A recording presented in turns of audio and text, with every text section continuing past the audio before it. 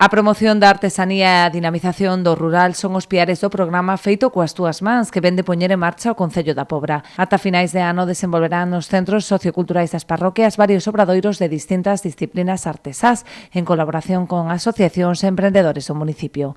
Os obxectivos principais destas actividades é dinamizar os centros socioculturais e dar a coñecer os artesáns o traballo que eles están facendo e, en certa medida, apoialos e tamén, pois, potenciar o que é a creatividade de todos e cada un de nós.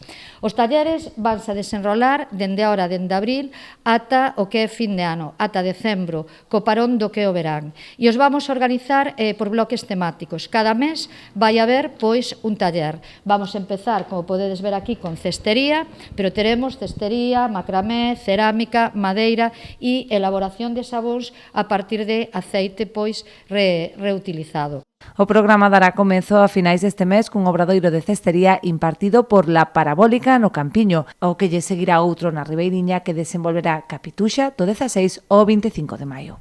Estes dous desenvolveránse os sábados en sesións de 4 horas pola tarde, mentres que o resto de obradoiros programas en talleres de 2 horas semanais, os mércores de cada mes. Imos aprender os nós básicos do macramé para poder ser eficientes á hora de facer nós, e despois faremos un ornamento para a parede en plan decorativo, pero tamén nos servirá despois todo este coñecemento para poder tapizar cadeiras, facer hamacas, cortinas ou pendurar maceteiros para a casa. Pois é a iniciación ao que é a carpintería, traballando con materiais e ferramentas manuais, e faceremos unhas